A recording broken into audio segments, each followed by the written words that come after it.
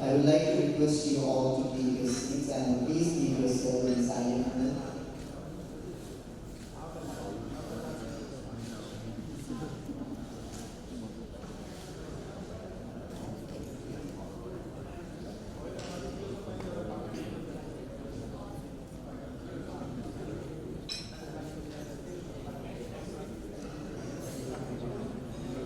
So good afternoon everyone. Thank you all for joining us today to discuss a very important topic, terrorism in South Asia, challenges to regional peace and stability.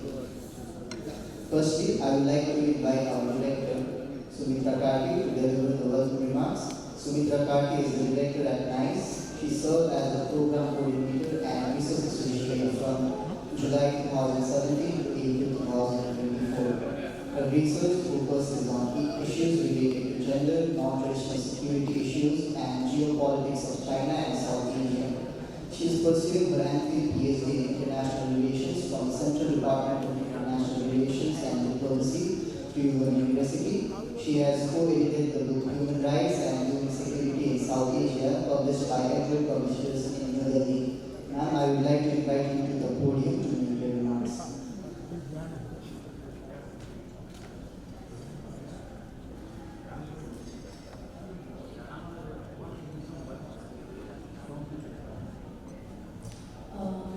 Distinguished speakers, members of parliament, members from diplomatic missions, friends from media, dear participants, and ladies and gentlemen, good afternoon and a very warm welcome to NICE seminar on terrorism in South Asia, challenges to regional peace and security. It is truly an honor to host you all today, whether you have joined us here in person or are tuning in from across border via online. Let me begin by thanking each one of you for being part of this important dialogue. Today's seminar brings together some of the brightest minds to reflect on pressing issues that affect not just Nepal but the whole South Asia. Before we delve into the discussions ahead, allow me to take a few minutes to introduce the Nepal Institute for International Cooperation and Engagement. NICE is an independent, apolitical, and non-partisan research think tank founded in February 2016. Since its establishment, NICE has continuously excelled in producing high-quality research on international affairs and strategic issues. At its core, NICE focuses on three major pillars: foreign policy, security issues, and issues of development. We operate through four major research centers: China Studies, Neighborhood Studies, Indo-Pacific Affairs, and non-traditional security issues. Across these centers, we work covers 8 core topics such as borders and transboundary water politics, China's Belt and Road Initiative, climate change and energy, defense and security, disaster management, global governance and smart cities, international economy and development, refugee and migrational issues. We are committed to conduct research, publish policy papers and reports, host conferences, seminars and webinars, and offer training programs especially for young scholars. In terms of partnerships, NICE has signed MOUs and active collaborations with around 80 institutions from 45 countries. We are proud to serve as Nepal's model gate to the Millennium Project USA and the South Asia Foresight Network. NICE has hosted some of the major events which has attracted global attention, which are Water and Peace Summit, Indo-Pacific Future Forum, NICE Global Conclave, Dialogue on Border Security, International Studies Convention, Understanding Nepal's Foreign Policy, International Women Summit, Understanding International Migrations.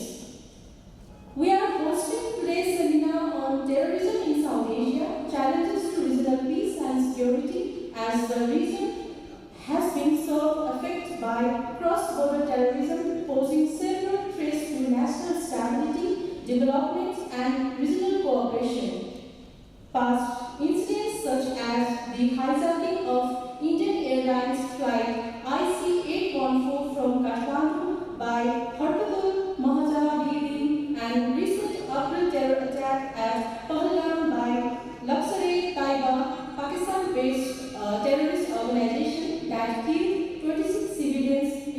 one Nepali explains that Nepal is vulnerable. We also remember that Mumbai attacks in 2008, and like that, South Asia has seen repeated waves of extremist violence. We have witnessed that centering of Osama bin Laden in Pakistan, the rise of radical networks, and recent number of terror attacks on India, with which we have open border. All this tragic loses in a painful reminder that Nepal is not immune to its ripple effects. Similarly, one of the major reasons that SARC has not moved further in recent times is due to the attack by Pakistan-based terrorist organizations in India. Thus, terrorism is also hurdle in promotion of regionalism in South Asia. Today's seminar provides a vital platform to discuss these emerging security dynamics and strengthen Nepal's counter-terrorism preparedness. We are gathered here today to deliberate more on some of these issues. Once again, I warmly welcome you all. Let this seminar be more than just a discussion. It should be a step forward in shaping a more powerful, secure, and united South Asia. Thank you.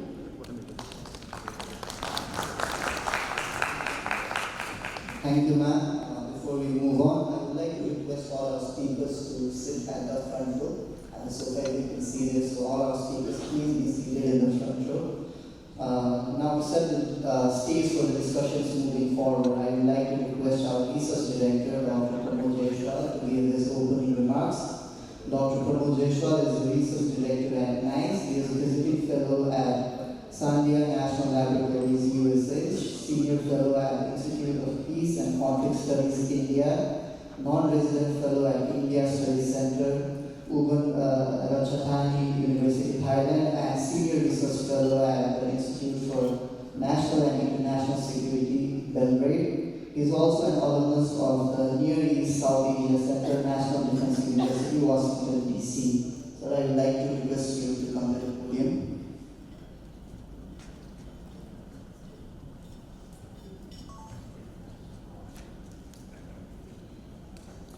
Thank you, Vivek.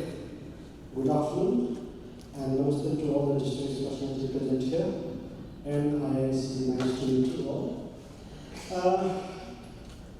When we talk about terrorism, we all know that South Asia is one of the world's severely affected regions.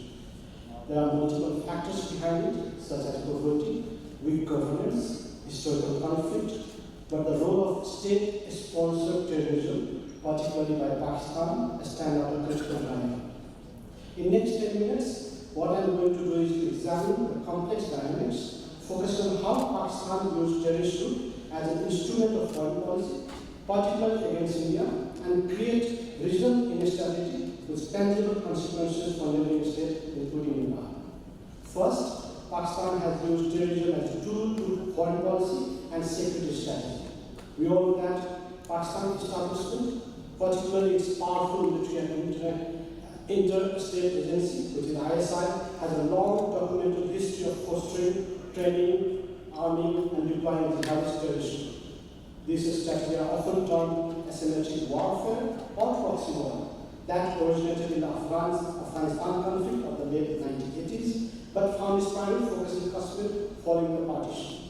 According to United Nations Security Council, organizations like Lashkar-e-Taiba, Jaish-e-Mohammed, Harkatul Mujahideen were created, nurtured, and settled within Pakistan, and we all know that Lashkar-e-Taiba, which is responsible for the Horek 2008 Mumbai attack, or Jaish-e-Mohammed, who was behind the 2001 Indian Parliament attack, and the 2019 Pulwama bombing are clear examples of terrorist group operating with significant support from Pakistan. This Haqqani network target Afghanistan also enjoys safe haven. The support of terrorist organizations provided Pakistan in different forms. First, Pakistan has provided safe haven, terrorist infrastructure, which operates relatively freely within Pakistan, especially in areas like Murdiki, which is the headquarters of Lashkar-e-Taiba, or Bahalpur, which is the headquarters of Jaish-e-Mohammed. And second is that they also get financial and logistic backing from Pakistan. such as facilitation of funding channels, provision of weapons, and training camps. Third, Pakistan also provides strategic directions.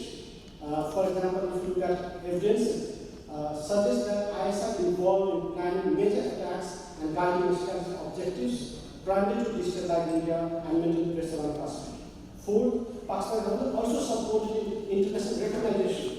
This status sponsorship is not merely an Indian recognition. It has been documented by the United Nations Security Council monitoring report, the US Department of State, which designates Group of Cycling Pakistan links, and the Financial Action Task Force, FATF, which graded Pakistan relatively for falling to curb terrorist financing. Now, is this new? Is it surprising to the world? It is not. Because if you look at Pakistan, Pakistan has an epicenter of terrorism in South Asia. It has a history of probing terrorists in South Asia and harboring them. Since the birth of Pakistan, Pakistan has supported terrorist insurgents. From 1947 to 1979, Pakistan grew and harbored different tribal leaders and military groups and different militant groups. They used them against India and East Pakistan, which was Bangladesh at the time. From 1979 to 1989, America came into the picture. According to several scholars and research, Pakistan supported the Americans, Saudi Arabia, United Kingdom, and many other Western powers in anti-Soviet jihad. Pakistan trained Mujahideen, Sunni extremist groups, madrasa were involved, and Al-Qaeda network were formed during this time against the Soviet. We all know that the US, UK, and West long as Pakistan supported this. Third, this is not a false claim that we are making. The Pakistani Defense Minister, Khwaja Ahmad Asif, himself publicly admitted in an interview that Pakistan has been supporting, funding, and training terrorists for about 3 decades for the Western powers. This is how Pakistan has survived economically, sustained their huge military support and expenses, and involved in proxy war and behind terrorism infrastructures. 1990 onwards, it was in the name of Allah, the madrasa and religious were involved. After the collapse of Soviet, in post-Cold War era, jihadi groups such as Lashkar-e-Toiba, or we can say Jaish-e-Mohammed, who were initially involved in Afghanistan against the Soviet, now turned to US and India. After 9/11, Pakistan Taliban was also formed. During 2001 war on terror, Pakistan army became very much involved. When US waged war against Taliban in Afghanistan after 9/11 terror attack, Pakistan became strategically important for the US. Pakistan started to play on both sides. It was supplying Pakistani Taliban to Afghanistan Taliban to join the Taliban forces, at the same time supported US in war on terror and received huge support from the US for Pakistan army. According to reports, fraction of huge support was spent against Taliban. Some funds were also provided to Pakistan Taliban, while some was used against India, and huge went into the pockets of corrupt military officials of Pakistan. In short, the 3 factors that contributed to the growth of Pakistan, terrorism in Pakistan: Allah, America, and army. Chiefly. Now let's look at the current situation. We are all aware that 22nd April 2025, 6 innocent civilians, including one Nepali, were killed in Pahalgam of India by terrorists. According to media report, it was a Pakistani-based Lashkar-e-Toiba. In 1999, Indian Airlines was hijacked from Pakistan by Harkat-ul-Mujahideen. Between 1999 and 2005, which is today, there have been 12 major terror attacks in India by different Pakistani-based terrorist organizations that has claimed thousands of innocent lives. In the last 10 years, there has been increasing terror attacks on India by Pakistan-sponsored terrorists. But the question is why? It has in Pakistan. It is because Pakistan is in severe economic crisis. From 2001, US provided more than $33 billion in assistance to Pakistan army. After the end of war on terror, the US stopped the huge assistance that was provided to Pakistan military. Thus, Pakistan now needs to show their people and the international community that they have a threat, and India suits the best in that role. By showing India a threat, Pakistan army can justify and claim greater share of GDP. At the same time, seek international support. Thus, we witness such an attack on India.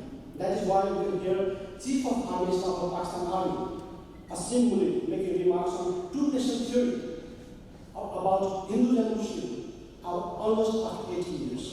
The study states that almost all the terror attacks in South Asia, especially in India, Bangladesh, or Afghanistan, have links in Pakistan or Pakistan-based terror organizations. We still remember where Osama bin Laden, I'm sure we all still remember him, where he was found, that Osama bin Laden was found and killed in an operation. It was at a secure compound of Abbottabad of Pakistan, very near to Islamabad. Terrorism supported by Pakistan can have serious implications on the region as well as to the world. It can be costlier for the world, unlike Afghanistan, because Pakistan is a nuclear state. If terrorists get hold of nuclear weapons, it will pose huge risk not only to Pakistan, not only to the region, but to the whole world, to whole humanity. The serious question of today should be, is Pakistan capable to keep nuclear weapons safe? Pakistan Army claims that they are not capable to combat terrorism in Pakistan. Thus, we have a reason to believe that Pakistan Army is also not capable to keep the nuclear weapons safe. Thus, the matter is serious, very, very serious. Now, let me come to the implication for Nepal. Killing of a Nepali Pahalgam, hijacking of Indian Airlines from Kathmandu, and traces of movement of several terrorists in Nepal, as well as along Nepal-India border, clearly indicates that the issue is more severe than we assume here today, and it is going to have a huge socio-economic and security implications for our country. First, as Nepal and India has a very long open border, groups like Lashkar-e-Toiba, or you can say Jaish-e-Mohammed has exploited it as a transit route for infiltrating in and out of India. The 1999 hijack of Indian Airlines IC-804 clearly illustrates Nepal's vulnerability. This is going to have a severe effect our trade, free movement of people, tourism sector, cross-border connectivity, which is important for Nepal's development. The recent attack in Pahalgam will also hurt Nepal's economy, especially the tourism sector of Nepal, because Pahalgam and Nepal attract similar kind of tourists who have love for the mountains and the valleys. We are going to witness a decline in such tourists in the region because many tourists, especially from Europe, plan to visit mountains and valleys of India, Nepal, and Bhutan together. Terrorism is a region that has altered regional cooperation, has affected regional integration, connectivity project. I think if we are able to stop cross-border terrorism in South Asia, probably SAARC will be revived because the cross-border terrorism, because it is the cross-border terrorism that has put SAARC summit on hold since long. India has clearly stated that terrorism and talk can go together. Nepal will also witness radicalization among the youth if such activities are not controlled on time. Now, in this situation, what can Nepal do? I think Nepal should strongly condemn such actions, join hands with other affected countries in the region, as well as the interested community, and make countries accountable so that they can stop nurturing, financing, or harbor terrorists. Nepal should support the democratization of Pakistan so that the military of Pakistan is under a democratic regime that will focus on the progress of the people, peace in Pakistan, and establishing the region. The role of military or madrasa should be minimized to control radicalization and promote democracy, peace, and stability. To conclude, terrorism in South Asia has a severe implication to the region, including Nepal. Nepal, the regional countries, and international communities should come together to end terrorism. Pakistan so far has failed to combat terrorism, thus the role of regional powers and international community becomes very important to resolve this. Terrorism in Pakistan is a grave concern due to the nuclear weapons that it poses. If terrorism is controlled in Pakistan, who will benefit the most? It is the people of Pakistan, the youth of Pakistan, and the Pakistan as a country. Then the region and the rest of the world, because Pakistan are the ones that are most affected. Evidences show that every nation have dealt with terrorism by force. You can see it in the case of the United States, or Russia, Israel, China, and others. India so far has shown too much of restraint in the use of force, but recent Operation Sindhu or 2016 surgical strike shows that India has lost its passions. These were mostly limited war with non-escalatory nature, which was targeted at selected terrorist infrastructure, but there is a risk of escalation in the future. Therefore, we should stop terrorism because it is in the interest of the region, not in the interest of Nepal alone. It is in the interest of the whole world and basically more for the regional peace and stability. Thank you so much.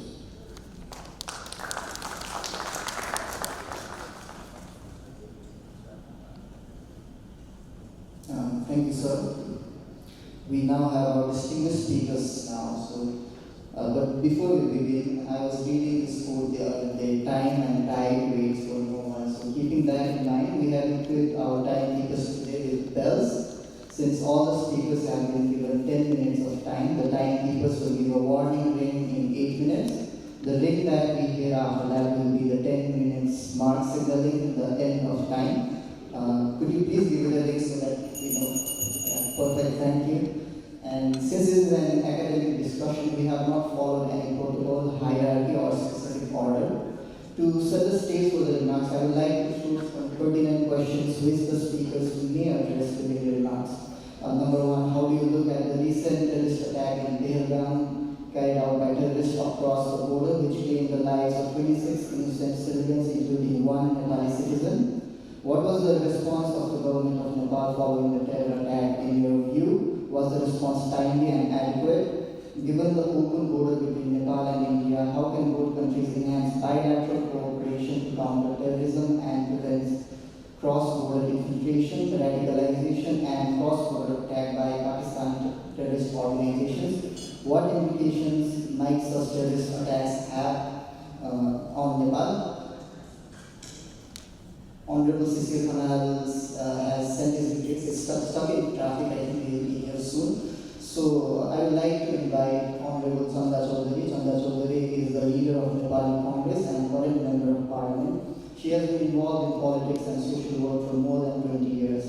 Chaudhary entered Parliament in 2017. She served as Minister for Women, Children and Senior Citizens of Nepal. Chaudhary was previously a General Secretary of Lokantrik Samajwadi Party, and in September 2022, she joined the Nepali Congress. She is the founder chair of the Nepal India Women Friendship Society and recently received the She the Change Nari Udyami Award 2019 for her contributions as a social entrepreneur supporting women entrepreneurs. She has also served as Assistant Minister for Youth and Sports, led the Tarai Madhesh Women's Wings, and had engagement with the people of Indian origin Chamber of Commerce and Industry in Nepal. She has been closely working in India-Nepal friendship relations since more than 14 years. माननीय हजुर मधेसको जनताको प्रतिनिधित्व गर्दै सदनमा हुनुहुन्छ। यसै सन्दर्भमा मैले पहिले सोधिसकेको प्रश्नहरूमा थप गर्दै यहाँले एउटा अतिरिक्त प्रश्न राख्न चाहन्छु। भारत नेपाल सीमामा भइरहेको नक्कली भारतीय नोटहरूको तस्करी, अन्य गैरकानुनी क्रियाकलापहरू तथा पाकिस्तानद्वारा गरिने सीमापार आतङ्कवादी गतिविधिहरूले नेपाल भारत सीमावर्ती क्षेत्रमा बसोबास गर्ने सर्वसाधारण नागरिकहरूको दैनिक जीवनमा कस्तो प्रभाव पार्दछ? यसका दीर्घकालीन सामाजिक तथा आर्थिक असरहरू के हुन सक्छ? मैले हजुरलाई पोडियममा आएर बोलिदिनु।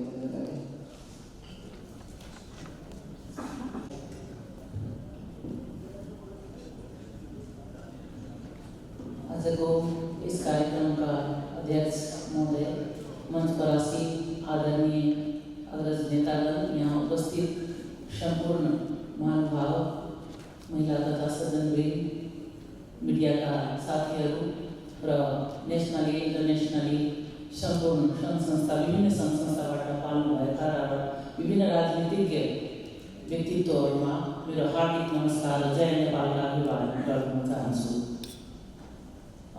सबभन्दा पहिला आज जुन प्रमोद जायसवालजीले आफ्नो निजी संस्थाबाट यो अर्गनाइज गर्नुभएकोमा र हामीलाई बोलाएर विचार राख्न दिन लाई बोलाउनु, त्यसको लागि म उहाँलाई उहाँको टिमलाई हार्दिक धन्यवाद दिन चाहन्छु। र यो विषय पनि अत्यन्त नै संवेदनशील र गम्भीर विषय हो, जुन आतङ्कवादको विरुद्धमा हामी काम गर्नै पर्छ र उहाँ हाम्रो विचार राख्दिन र बोर्डरमा भइरहेको विषयवस्तुलाई पनि उजागर गर्दिन जुन भन्नुभएको छ, त्यसमा म आफ्नो केही विचार राख्न गइरहेको छु।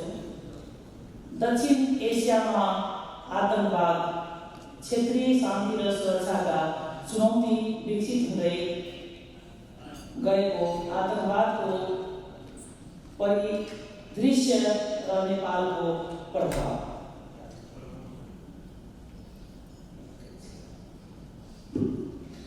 म यहाँ दक्षिण एसियामा बढ्दो आतङ्कवाद र त्यसले क्षेत्रीय शान्ति र सुरक्षामा परेको प्रभाव, विशेष गरी नेपालको सन्दर्भमा बोल्न पाउँदा सम्मानित र जिम्मेवार महसुस गर्दैछु। आतङ्कवाद अहिले विश्वको सबैभन्दा चुनौती रूप मध्ये एक बनेको छ। यो समस्या कुनै एक देशको मात्र होइन, सम्पूर्ण क्षेत्र मानव सभ्यताको साझा खतरा हो। दक्षिण एसिया, जहाँ सांस्कृतिक विविधता, ऐतिहासिक गौरव र जनसङ्ख्याको घनत्व छ, त्यही क्षेत्र विगतका दशकहरूदेखि आतंकवादी आक्रमणको चपेटामा परेको छ। दक्षिण एसियामा आतंकवादको इतिहास। भारत लगायत केही देशमा, हदसम्म नेपाल जस्ता मुलुकहरू विगतमा आतंकवादबाट प्रत्यक्ष प्रभावित भएका छन्। विशेष गरी भारतमा भएको संसद हमलादेखि मुम्बई हमला र 2025 को पुलवामा पहलगाम आक्रमणसम्म यी सबै घटनाले आतंकवादले कति गरिएको चोट पुर्याउन सक्छ भन्ने कुरा प्रमाणित गरेका छन्। दक्षिण एसियाको आतंकवाद धार्मिक कट्टरता, राजनीतिक अस्थिरता, जातीय विभाजन र सीमा पार उग्रवादसँग गहिरो रूपमा गाँसिएको छ। यो समस्या खुला सीमा, कमजोर गुप्तचर, षड्यन्त्र र सामाजिक आर्थिक असमानताले झन जटिल बनाएको छ। नेपालको संवेदनशीलता, मौन सङ्कट। महानुभावहरू, यद्यपि नेपालमा ठुला आतंकवादी हमलाहरू भएका छैन, हामी पूर्ण रूपमा सुरक्षित बनिसकेनौँ। नेपाल र भारत बीचको खुला सिमाना, जुन हाम्रो मित्रता र एक ऐतिहासिक सम्बन्धको प्रतीक हो, सांस्कृतिक, धार्मिक, राजनीतिक, सामाजिक, आर्थिक सबै किसिमको हाम्रो सम्बन्धको प्रतीक हो, अहिले सुरक्षा चुनौती बन्न सक्ने सम्भावना छ। यस सीमानाबाट हुने अनियमित आवत-जावत, अपराधी समूहहरू, मानव तस्कर र दुर्भाग्यवश कहिलेकाहीँ आतंकवादी तत्त्वहरूले पनि दुरुपयोग गर्न सक्ने देखिन्छ। नेपालको भूगोल भारत र चीन जस्ता दुई ठुला शक्तिबीच अवस्थित र बढ्दो अन्तर्राष्ट्रिय सहभागिता हामीलाई अझ संवेदनशील बनाउँछ। आर्थिक कारण र जोखिम। नेपाल जस्तो विकासशील देशमा बेरोजगारी एक गम्भीर समस्या हो। लाखौं नेपालीहरू रोजगारीको खोजीमा भारत, खाडी मुलुक र अन्यत्र जान बाध्य छन्। तर जब मानिसहरू कामको खोजीमा विदेश जान्छ, उनीहरूलाई गलत विचारधाराले असर गर्न सक्छ। गरिबी, अशिक्षा र अभावमा चरमपन्थी सोचहरू फैलिन सक्ने सम्भावना बढ्दछ। त्यसैले सुरक्षा उपायहरू मात्र पर्याप्त छैनन्। शिक्षा, रोजगारी, विकास र युवा सशक्तिकरण पनि आतंकवादी विरुद्धको रणनीतिको मूल अङ्ग हुनुपर्छ। सीमा सुरक्षा र द्विपक्षीय सहकार्य। यही कारणले गर्दा नेपाल भारत सीमा सुरक्षा र द्विपक्षीय सहकार्य अत्यन्तै महत्त्वपूर्ण छ। हाम्रो दुई देश बीचको सम्बन्ध केवल सीमासम्म सीमित छैन।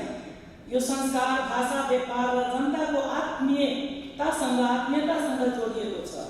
यसैले हामीले संयुक्त गस्ती, गुप्तचर, सूचना आदान-प्रदान, पूर्वाधार विकास र साझा रणनीति तयार गर्नुपर्छ। सार्क र बिमस्टेक जस्ता क्षेत्रीय मञ्चहरूलाई पनि प्रभावकारी रूपमा प्रयोग गरिनुपर्छ, ताकि आतंकवादको विरुद्ध साझा आवाज र साझा कार्यनीति तय गर्न सकियोस्। नेपालको अन्तर्राष्ट्रिय भूमिका र कूटनीतिक सन्तुलन। नेपालले विश्वका ठुला शक्तिहरूसँग सन्तुलित सम्बन्ध राख्ने शक्तिरूप सहअस्तित्वको नीति लिएको छ। अब समय आएको छ कि हामीले यसलाई सुरक्षा क्षेत्रमा पनि उपयोग गरौँ। अहिले हाम्रो सुरक्षा निकायहरूलाई आधुनिकीकरण गर्न, साइबर सुरक्षा प्रणाली बलियो बनाउन र अन्तर्राष्ट्रिय स्तरमा सहकार्य बढाउन आवश्यक छ। हाम्रो कूटनीति जसले अहिंसा र शान्तिको मार्ग अँगाल्छ, अब सक्रिय तयारीतर्फ उन्मुख हुनुपर्छ।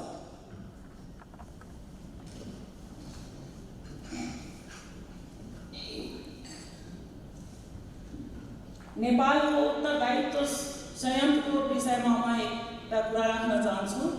नेपालले यो घटनालाई गम्भीर रूपमा, जस्तो पहलगाममा आतंककारी हमला को सङ्केत थियो। पहलगाम आतंकी हमला क्षेत्रीय चेतावनीको सङ्केत हामी सबैलाई दुःखद घटनाले झस्काएको छ। भारतको पहलगाममा भएको आतङ्ककारी हमलाले 26 निर्दोष नागरिकको ज्यान लिएको छ, जसमा एक नेपाली नागरिक पनि समावेश छन्। यसले हामीलाई एउटा कटु यथार्थ सम्झाएको छ। आतङ्कवादले राष्ट्रिय सीमा चिन्दैन, यसले धर्म चिन्दैन, जात चिन्दैन, यसले मानवतालाई मात्रै हानि पुर्याउँछ। नेपालको उत्तरदायित्व र संयन्त्रमा नेपालले यो घटनालाई गम्भीरतापूर्वक लिएको छ। सरकारद्वारा संवेदना प्रकट गरिएको छ र राष्ट्र तथा गृह मन्त्रालय मार्फत सम्बन्धित संस्थाहरूको ध्यान आकर्षण गराइएको छ। तर म व्यक्तिगत रूपमा पनि यति भन्न चाहन्छु, नेपाल जस्तो खुला सिमाना भएको मुलुकमा यस्ता घटनाले अझ बढी चनाखो हुनुपर्ने आवश्यकता देखिन्छ। क्षेत्रीय सन्तुलन र शक्ति राजनीति दक्षिण एसियामा आज दुईवटा विपरीत प्रवृत्ति देखिन्छ। एकातर्फ भारत जस्तो ठुलो लोकतान्त्रिक विकासोन्मुख शक्ति, अर्कोतर्फ पाकिस्तानमा आश्रित आतङ्ककारी रणनीति अस्थिरता। हामी नेपालबाट सन्देश दिन चाहन्छौँ, शान्ति र सहकार्य नै हाम्रो क्षेत्रीय प्राथमिकता हो। नेपालले सधैँ आतङ्कवादको निन्दा गरेको छ र भविष्यमा पनि सशक्त कूटनीतिक र कानुनी मापदण्ड मार्फत यस्ता गतिविधिको विरोध गर्नेछ। अन्तमा म यो जुन हाम्रो अहिलेको विषय आतङ्कवाद विरुद्धको जुन योजना छ, त्यसमा म अझै के भन्न चाहन्छु भने हामी सबै मिलेर धर्म, जाति र विचारभन्दा माथि उठेर शान्तिको पक्षमा, विकासको पक्षमा र आतङ्कवादको विरुद्धमा उभिनु आवश्यक छ। आजको दिनमा शान्तिले सबै चिज हुन सक्छ र जुन पाकिस्तानले मौन समर्थन दिएको छ आतङ्कवादलाई, त्यो हामीले चाहिँ तोड्नुपर्छ। त्यसमा हामी बुद्धिजीवी, नागरिक समाज, राजनेताहरू सबै लाग्नुपर्छ। हामीलाई पाकिस्तानी जनतासँग केही पनि गिलासितवा छैन, तर जुन पाकिस्तानले आतङ्ककारीहरूलाई मौन संरक्षण दिएको छ र त्यहाँको चिफ नै, आर्मी चिफ नै बसेर फोटो खिचाउने र हरेक मञ्चमा आतङ्कवादलाई ठाउँ दिने, यो सब चिजलाई हामीले तोड्नुपर्छ र नेपाल सधैँ आतङ्कवादको विरुद्धमा खडा छ र सधैँ आतङ्कवादको विरुद्धमा हामी लाग्नुपर्छ र बोर्डरको इस्युहरू जुनैले मनी लन्ड्रिङ छ, फेक करेन्सी छ, तस्करी छ, यो सबैलाई रोक्ने नेपाल सरकार र भारत सरकार जुन हाम्रो 1850 किलोमिटर खुला बोर्डर छ, त्यो बोर्डरमा जुन गतिविधि भइरहेको छ त्यसमा न एक्लै भारतले सक्छ, न नेपालले एक्लै सक्छ। त्यसमा दुवै देशले रणनीति बनाएर यो चिजहरूलाई अन्त गर्नुपर्छ र त्यहाँको जनतामा जुन भय त्रास प्रकट भइरहेको छ त्यसलाई नेपाल र भारत दुवै देशको दायित्व हो। त्यो चिजलाई तोड्नुपर्ने र हाम्रो साथ र सहयोग सबैजनाले मिलेर यो चिजलाई उठाउनु पर्छ र यो भारत नेपालको जुन बोर्डर छ त्यसमा अझै सुरक्षाको आवश्यकता छ र जुन प्रहरी हाम्रो एपिएफको छ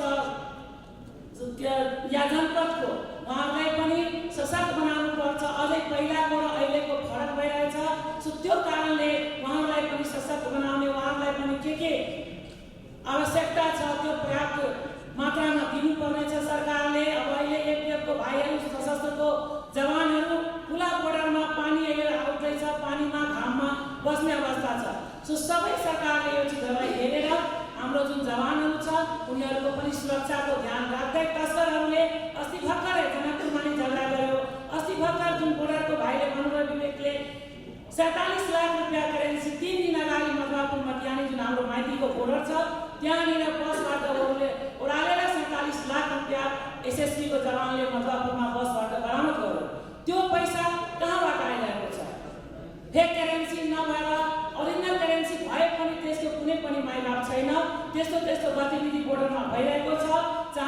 सुन चाँदी तस्करी भइरहेको छ त्यो सबैलाई ध्यान दिन जरुरी छ र यसले आतंकवादलाई बढावा दिन्छ। यति भन्दै म फेरि पनि धन्यवाद दिन चाहन्छु। धन्यवाद, नमस्कार, जय नेपाल। धन्यवाद माननीय जी। May I now invite Honorable Shishir Khanal. Honorable Shishir Khanal is a member of Federal Parliament representing the Rashtriya Swatantra Party. He served as the Minister of Education, Science and Technology in 2023, where he advocated for systematic reform, innovation in education and accountability in public institutions. Prior to politics, he co-founded and led Peace for Nepal, a pioneering non-profit addressing educational inequity. In addition to the previous questions, he may also highlight what lessons should Nepal learn from the Pahalgam incident.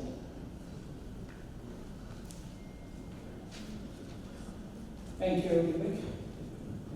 Honorable colleagues, esteemed policymakers, distinguished security experts, ladies and gentlemen. First, let me apologize for being late. My parliamentary engagement took longer than I anticipated, even though we've been boycotting Parliament. There were some follow-up meetings that I had attended. I consider this an honor to be on the panel alongside such a distinguished guests, and also to be in the room full of experts and to share some of my perspective. We were given some questions to address. I will address my sort of a short note is around about 5 questions that the organizers had said that I should make sure to talk about.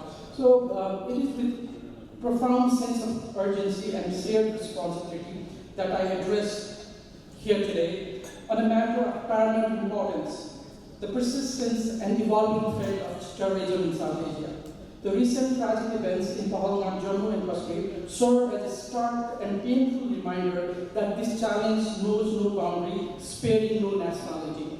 On October 22nd, 2025, a deadly ambush in Pahalgam claimed 26 innocent lives, among them a 27-year-old Nepali citizen. The single devastating fact transformed a regional tragedy into direct national concerns for Nepal. It underscores how deeply interwoven our security and prosperity are with those of our neighbors, especially India. The perpetrators, identified as the Resistance Front, an offshoot of Lashkar-e-Toiba, employed not just indiscriminate violence, but reportedly engaged in sectarian targeting, a dangerous evolution designed to sow community discord.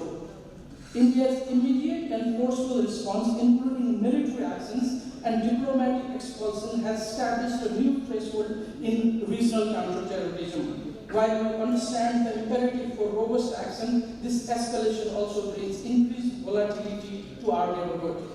Critically, it creates what security experts term as the balloon effect. Squeezing security in one area can cause pressure shift to another one.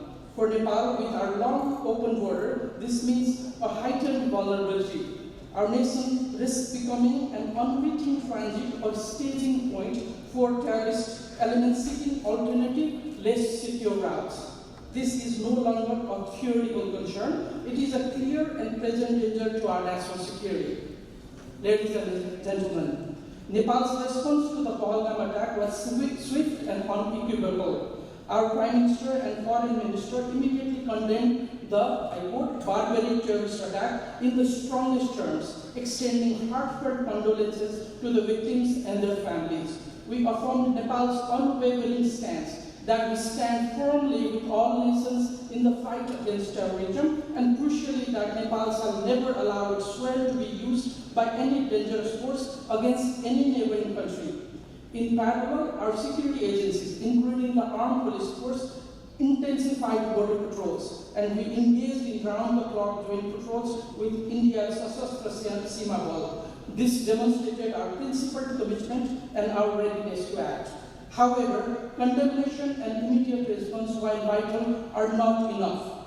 Our shared open border with India, while a bedrock of our social-cultural economic ties, also presents significant vulnerabilities.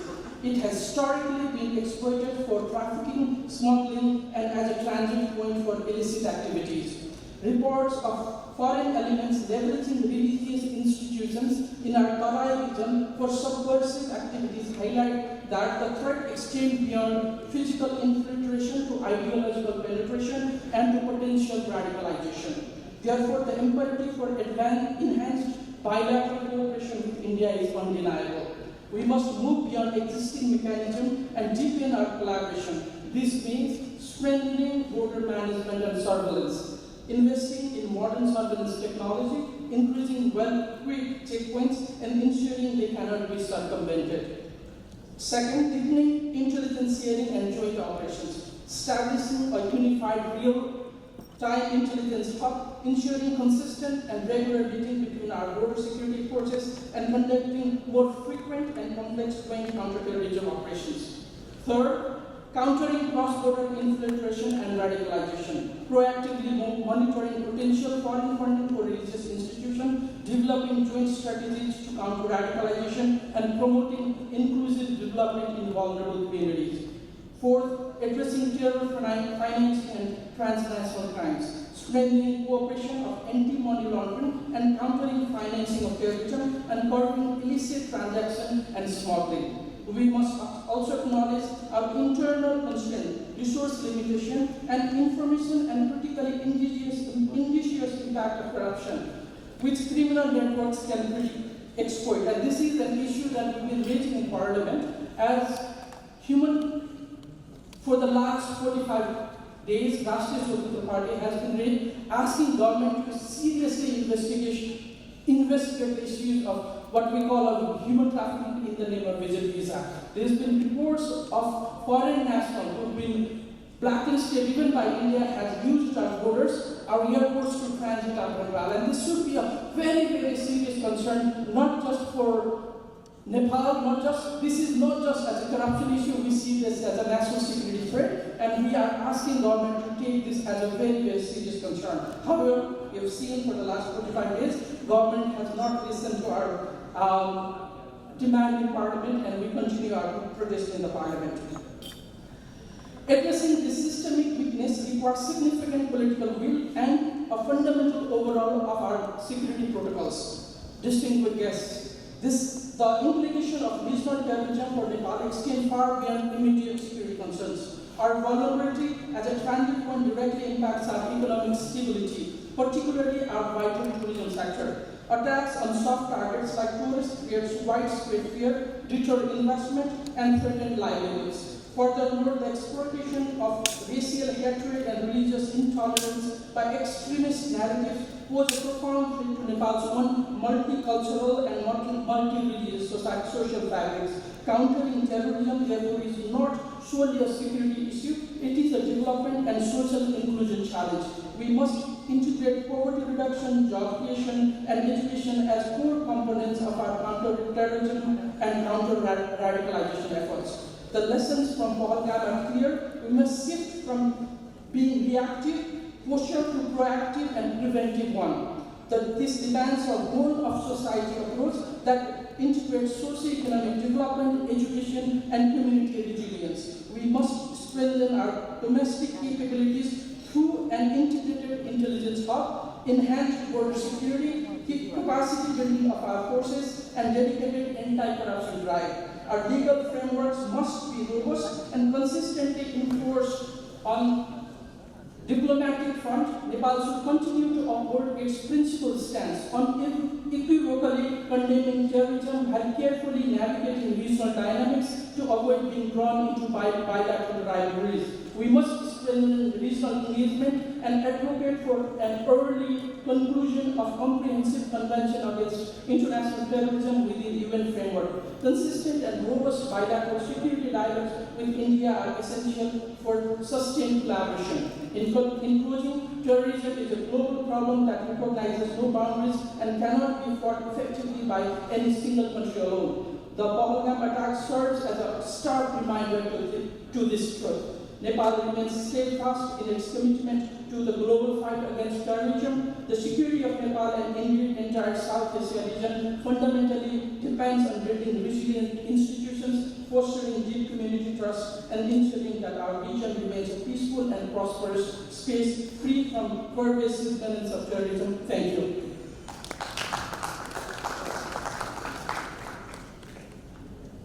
Thank you, sir. Now I would like to invite Honorable NP Saul. NP Saul is a central member of the Nepali Congress and is the former Minister for Foreign Affairs. He represents Function 2 in the Federal Parliament of Nepal and has previously held ministerial roles in irrigation and education. A veteran of Nepal's democratic movements, he began his political journey in the 1980s through the Nepal Student Union, which he led from 1991 to 1996. Saul was elected to the Constituent Assembly in 2013 and has served on key parliamentary committees. Mr. Saul was also at the forefront of the most recent People's Movement of 2006.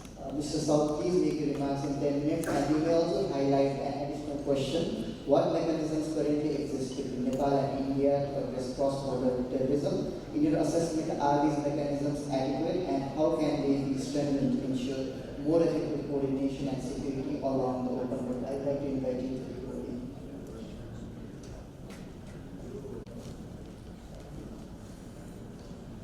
हाम्रो कार्यक्रमको संयोजक कार्य पूर्व मन्त्री साथीहरू, माननीयज्यू, मन्त्रीज्यूहरू, जयसवालजी, विदेशी नियोगका प्रतिनिधि साथीहरू, उपस्थित बुद्धिजीवी सहभागी दाजुभाइ तथा दिदीबहिनीहरू, यहाँहरू सबैलाई म आफ्नो तर्फबाट हार्दिक अभिवादन व्यक्त गर्न चाहन्छु र आयोजक संस्थालाई यो कार्यक्रममा मलाई समेत सहभागी हुने अवसर दिनुभएकोमा म हार्दिक धन्यवाद दिन चाहन्छु।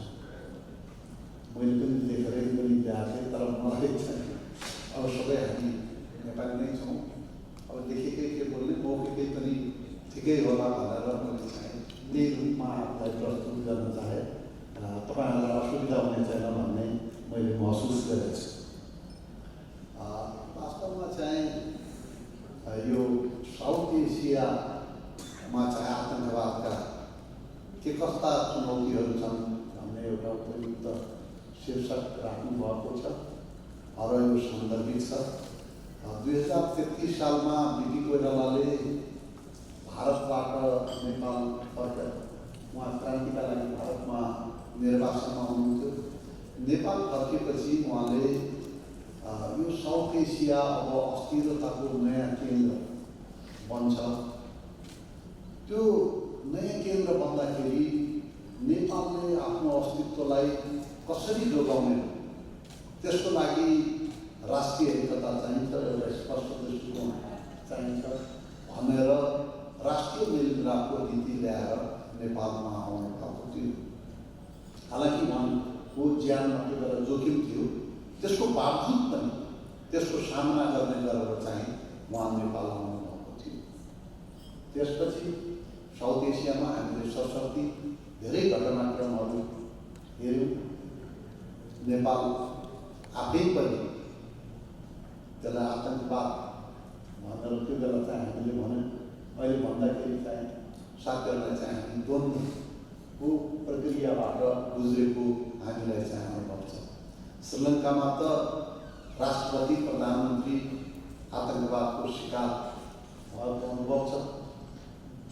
पाकिस्तानभित्रै पनि पूर्व प्रधानमन्त्री पनि मारिएको त्यस्तो किसिमको अनुभव छ।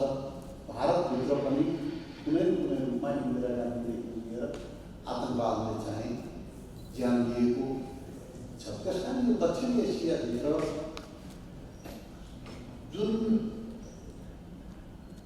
आतङ्कवादको जुन शक्ति सङ्घर्ष छ, त्यो शक्ति सङ्घर्षमा आतङ्कवाद पनि एउटा मिन्सको रूपमा प्रयोग गरिएको छ।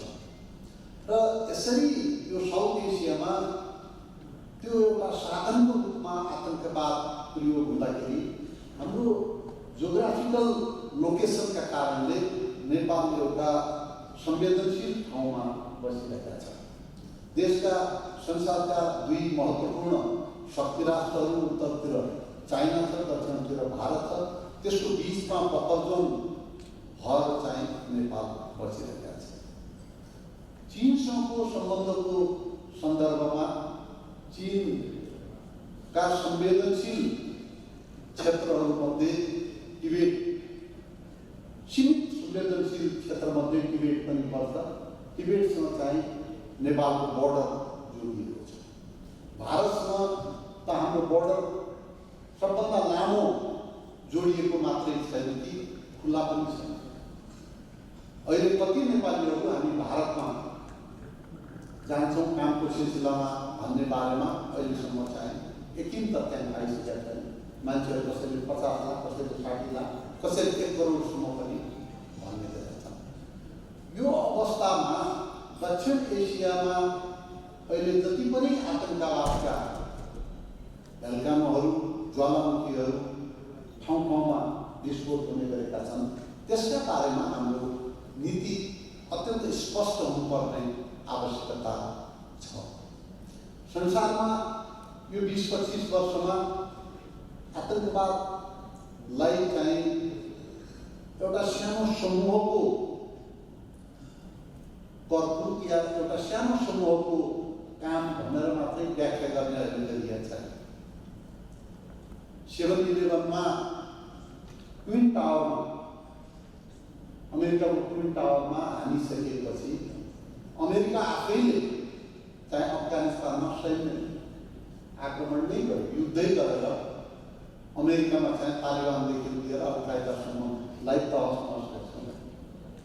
इजरायलमा भएका घटनाका सन्दर्भमा पनि त्यो मिलिट्री कारबाही इजरायलको हुँदा हुँदा चाहिँ इरानसम्म पुगेको छ। लेबनान हुँदै अन्य ठाउँहरू हुँदै यतातिर चाहिँ इरानसम्म पुगेको हामीले चाहिँ देखेका छौँ। भारतले पनि योभन्दा पहिले कतिपय ठाउँमा ठुला ठुला ट्याक्सहरूको बारेमा पनि अलिअलि कूटनीतिक रूपमा दबाब दिने, युएनमा चाहिँ कुरा उठाउने या चाहिँ त्यसलाई संसदमा कुरा उठाउने या केही कूटनीतिक मान्छेहरूको निष्कासन जस्ता कुराहरूमा मात्रै सीमित थियो। अहिले चाहिँ त्यसलाई हामी नयाँ नर्मल इस्टाब्लिस गर्छौँ भनेर दुईटा महत्त्वपूर्ण घटनामा चाहिँ भारतले सैन्य कारबाही पाकिस्तानका विरुद्ध गर्यो र आतङ्कवादलाई चाहिँ पाकिस्तानबाट हामीमा चाहिँ भएको अट्याक हो भनेर उनीहरूले चाहिँ त्यसलाई परिभाषित गर्यो। त्यसकारण अहिले कतिपय सन्दर्भमा आतङ्कवादको पृष्ठभूमि के हो, आतङ्कवाद भनेको के हो, यसको लिङ्क कहाँ कहाँ छ, यसको लिङ्क विचारधारामा छ कि, यसको लागि लिङ्क भूगोलमा छ कि, यसको लिङ्क रिलिजनमा छ कि, या सिभिलाइजेसनमा छ कि, या सिभिलाइजेसनको वारमा छ कि, या कन्फ्लिक्टमा छ कि, या जातीय कुरामा छ कि, या नेसनल इन्ट्रेस्टलाई प्रिजर्भ गर्नका लागि डिसिडेन्टलाई जुनसुकै मिन्स पनि प्रयोग गर्न त्यसको अर्को देशले त्यसलाई सपोर्ट गर्ने कुरामा छ भन्ने कुरामा काफी बहसहरू संसारभरि छन्। तर अहिले चाहिँ दक्षिण एसियामा विशेष गरेर हामी सार्कको अहिले प्रेसिडेन्ट राष्ट्र पनि हामीले अध्यक्षता लिइसकेपछि सार्कका मिटिङहरू हुन सकेको अवस्था छैन। यस्तो अवस्थामा दक्षिण एसियामा आतङ्कवादका के कस्ता असरहरू हुन सक्दछन् भन्ने बारेमा हाम्रो दृष्टिकोण, नेपालको दृष्टिकोण सैद्धान्तिक रूपमा स्पष्ट नै छ। हामीले जहिले पनि आतङ्कवादलाई कन्डेम गरेछौँ। नेपालको सन्दर्भमा पहलगामको सन्दर्भमा मात्रै होइन, ग्लोबली हमासले इजरायलमा गरेको अट्याकको सन्दर्भमा होस् या अरू कुराका सन्दर्भमा पनि होस्, नेपाल चाहिँ आतङ्कवादका विरुद्ध एउटा स्पष्ट दृष्टिकोण राख्ने मुलुकको रूपमा हामी स्पष्ट छौँ। तर हाम्रा अगाडि चुनौती के छ भने हामीले आतङ्कवाद जुन कतिपय सन्दर्भमा भारत एउटा ठुलो देश हो, भारतका कैयौँ संवेदनशीलताहरू छन्, कैयौँ देशमा कैयौँ कन्फ्लिक्टहरू पनि छन्। भारतसँगको खुला सीमाको सन्दर्भमा हाम्रो टेरिटोरीलाई प्रयोग गरेर या हाम्रा अरू पनि छिमेकी मुलुकहरूका सन्दर्भमा हाम्रो टेरिटोरीलाई प्रयोग गरेर यदि त्यस्ता घटनाहरू सम्बन्धित देशमा भए भनेपछि त्यसले हाम्रो र ती देशहरूको बिचको सम्बन्धमा के असर पर्छ हामीले चाहिँ हेर्नुपर्ने, विचार गर्नुपर्ने, संवेदनशील हुनुपर्ने अवस्था छ। त्यसकारण धेरै पहिले जस्तो शक्तिशाली राष्ट्रहरूलाई एपिज गरेर मात्रै फरेन पोलिसी चलाउनुपर्छ भन्ने कुराले चाहिँ जसलाई डिप्लोमेसीमा चाहिँ बनाना रिपब्लिक पनि भन्छन्, खालि चित्त मात्रै बुझाउने तर आफ्नो दृष्टिकोण कार्यान्वयन नगर्ने, आफ्नो सोच स्पष्टसँग राख्ने, क्षमता विकास गर्ने किसिमको परिस्थिति हो भने कुनै पनि देशको स्वाभिमान अस्तित्वका लागि यो चाहिँ राम्रो कुरा हुन सक्दैन। त्यसकारण हामीले आफ्नो टेरिटोरीलाई कुनै पनि हालतमा इन्टेलिजेन्सको कुरा साथीहरूले भनिसक्नु भएको छ, त्यसको सेयरिङको कुरा होला या सीमाहरूलाई रेगुलेसनको कुरा होला या डिप्लोमेटिक तहमा पनि वार्ता छलफल गरेर यसलाई टुङ्ग्याउने कुरा होला या सचिव स्तरमा चाहिँ हाम्रो छलफलहरू पटक पटक भइरहेका छ। भर्खरै पनि चाहिँ अस्ति पोखरामा हामी भएको बेला चाहिँ फेरि पनि त्यो छलफल प्रक्रियामा होला। त्यसमा पनि यस्ता इस्युहरूलाई लगातार ल्याएर यस्ता किसिमका घटनाहरूको कुनै पनि हालतमा पुनरावृत्ति हुनुहुन्न भन्ने कुरामा चाहिँ हामी स्पष्ट हुनुपर्छ जस्तो लाग्छ। अस्ति मात्रै भइ पनि सकेका छ, पोखरामा सचिवहरूको स्तरको चाहिँ एउटा मिटिङ फेरि पनि भएको छ। त्यसकारण चाहिँ भारतसँग पनि त्यो रूपमा चाहिँ हामीले उयो गर्नुपर्छ जस्तो लाग्छ। अर्को कुरो अब संसारभरि नेपालीहरू जाँदैछ, बाहिर जाने बित्तिकै जुनसुकै देशमा पनि आतङ्कवादी घटना भयो भने त्यो देशको स्थानीय समस्या हो भनेर चाहिँ हामीले निम्तिने ठाउँ छैन। आइएसआइएसले हाम्रो नेपालीहरूलाई आजभन्दा केही वर्ष अगाडि इराकमा मार्दाखेरि 10-12 जना मान्छे मारे। त्यो त इरानको आतङ्ककारी घटना भन्न सक्ने अवस्था छैन। तपाईँले चाहिँ हमासले इजरायलमा अट्याक गर्दाखेरि 10 जना हाम्रा बच्चाहरू, हाम्रा विद्यार्थीहरू मारे। त्यो गाजा र प्यालेस्टाइन र इजरायलको कुरा हो मात्रै भन्ने छैन, त्यहाँ नेपालीको पनि चाहिँ रगत बगिरहेका छ। अस्ति पहलगाममा 26 जना मान्छेहरूलाई चाहिँ त्यहाँको टेरोरिस्टहरूले मारे, त्यसमा 1 जना नेपाली पनि भयो। त्यसकारण अहिलेको अवस्थामा चाहिँ यो आतङ्कवादले त्यसले कुनै टार्गेटेड शत्रुलाई मात्रै छुन्छ भन्ने कुरा होइन। यसको भिक्टिम चाहिँ संसारभरि बसेको जोसुकै मान्छे पनि हुन सक्ने भएको हुनाले आतङ्कवादलाई हेर्ने दृष्टिकोणमा कुनै पनि पोलिटिकल अर्गनाइजेसनले, कुनै पनि नेसनले, कुनै पनि हालतमा आतङ्कवादलाई आफ्नो उद्देश्य प्राप्तिको एउटा मिन्सको रूपमा, साधनको रूपमा प्रयोग गर्न पाउनुहुन्न भन्ने कुरामा चाहिँ हामी जहिले पनि स्पष्ट रहनुपर्छ, स्पष्ट हुनुपर्छ। आतङ्कवाद संसारभरि हामी चाहिँ समाप्त गर्न गइरहेका छौँ, मौलाउँदै गइरहेका छ, फैलिँदै गइरहेका छ। यसरी मौलाउँदै फैलिँदै जाँदाखेरि यससँग लड्ने हाम्रो मेकानिजम,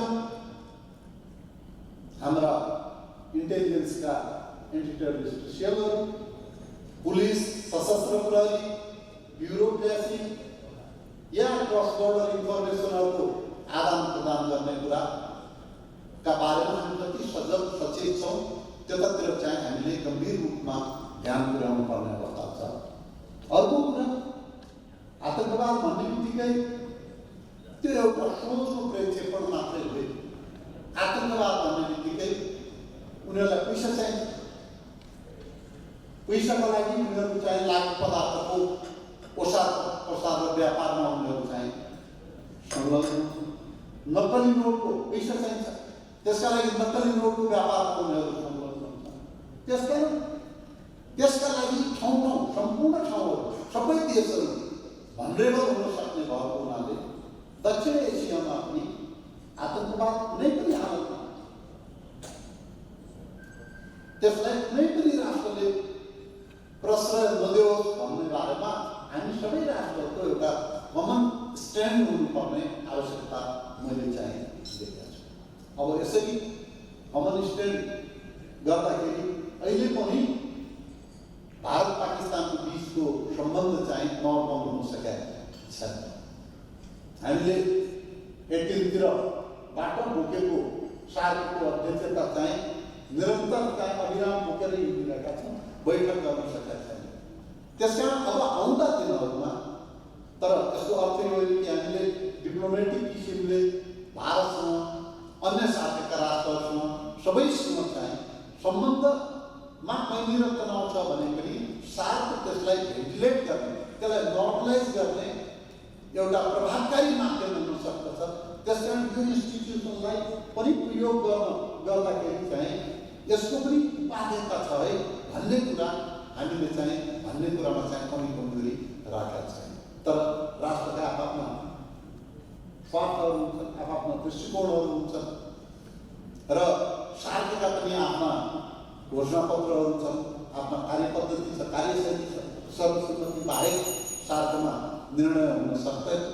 त्यसकारण यी सबै कुरालाई दृष्टिगत गरेर म पुनः आयोजक साथीहरूलाई हार्दिक धन्यवाद दिन चाहन्छु कि यो आतङ्कवाद यसको दक्षिण एसियाली आयाम र त्यसको भिक्टिम पनि नेपाल भएका हुनाले हामीले चाहिँ त्यो कुरालाई पनि दृष्टिगत गरेर एउटा बहस, एउटा छलफल, एउटा अन्तर्क्रिया लगातार गरिराख्नुपर्छ र हामीले झिकेका निष्कर्षहरू हामी पनि आफू भनरेबल पोइन्टमा भएकोमा ती महत्त्वपूर्ण हुनेछन्। तपाईँहरूले फेरि म तपाईँहरूले हामीलाई बोलाउनु, मलाई पनि बोलाएर चाहिँ सहभागी हुने अवसर दिनुभयो, त्यसको लागि तपाईँहरूलाई हार्दिक धन्यवाद र कृतज्ञता ज्ञापन गर्दै आफ्ना भनाइहरू यही समाप्त गर्छु। धन्यवाद।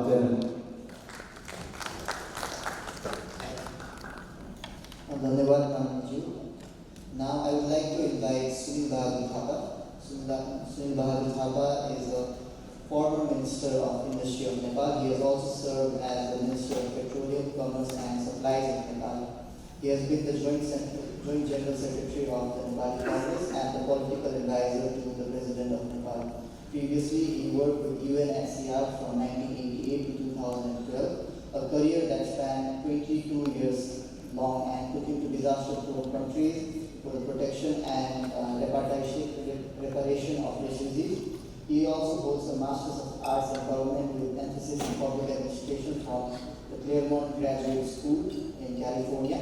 Mr. Thapa, you also have 10 minutes and you may also emphasize on the question, what mechanisms currently exist between Nepal and India to address cross-border terrorism? In your assessment, are these mechanisms adequate and how can they be strengthened to ensure more effective coordination and security along the open border? I would like to invite you to the podium.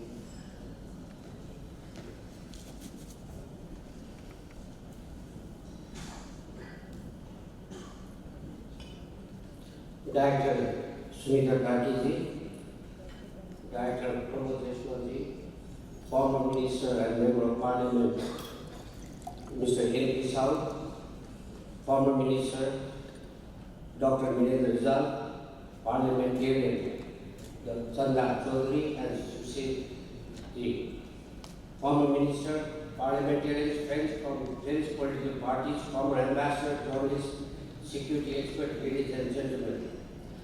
Today I stand in front of you to present my views on terrorism in South Asia, challenges to regional peace and security.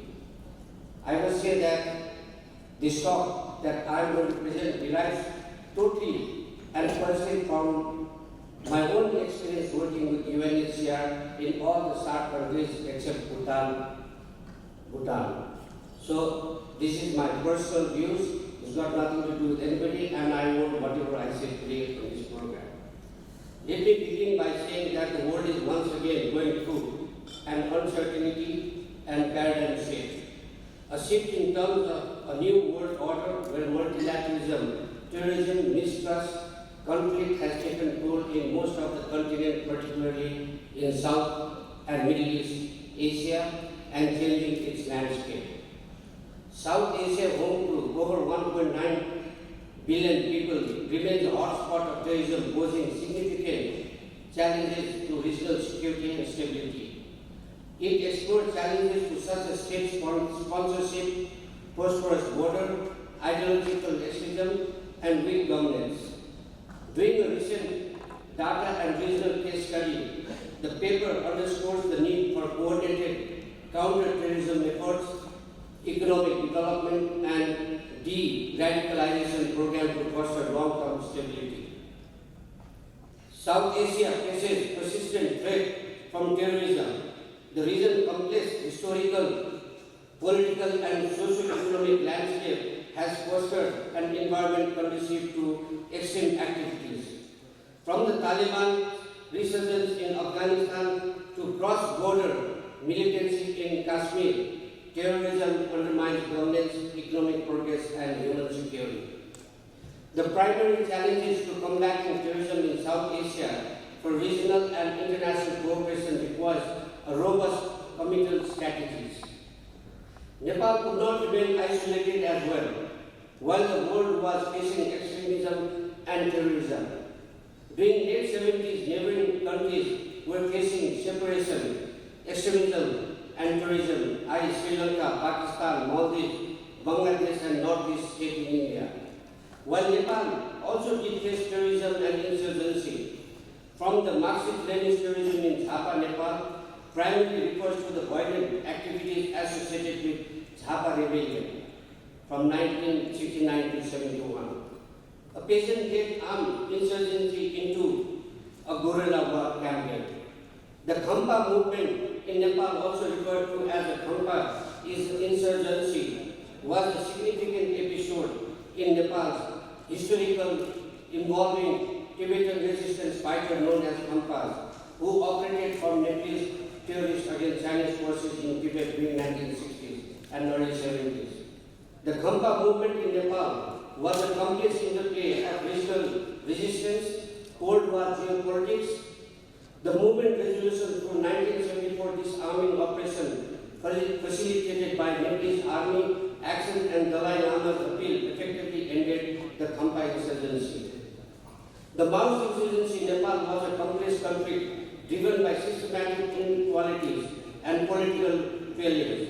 Its resolution through the 2006 CPA marked a significant step towards democracy, but challenges like transitional justice, political instability, and socio-economic disparities persist. Nepal peace process is a testament of how violence could not bring about desired change, and that ultimately dialogue and democracy was the best tool to end the conflict and an effective means for conflict resolution also. Sustainable peace requires addressing those root causes through inclusive governance, economic development, and accountability of past atrocities. The reason why I want to draw everybody's attention to Nepal conflict resolution is because Nepal peace process was a successful multilateral effort in ending and resolving the conflict. The multilateral effort successfully ended Nepal's conflict with India leading the international community response. The open border between Nepal and India, spanning almost 1,700 kilometers, is a unique feature of our bilateral relationship. Rooted in the 1950 Treaty of Peace and Friendship, while it fosters socio-economic ties, it also poses significant security challenges. However, Nepal also poses challenges like cross-border terrorism, infiltration, and radicalization. Nepal could become a tragic hub or safe haven for terrorist groups like Lashkar-e-Taiba or Jaish-e-Mohammed, leading to a rise in local extreme activities. Groups like Lashkar-e-Taiba, led and Jaish-e-Mohammed, which are UN-designated terrorist organizations, has historical ties with Al-Qaeda and operate in Pakistan, posing risks to Nepal and India and potentially using Nepal as a transit point. This could destabilize Nepal's internal security, particularly in the border region. While specific incidents of groups operating through Nepal while open border has been exploited in the past.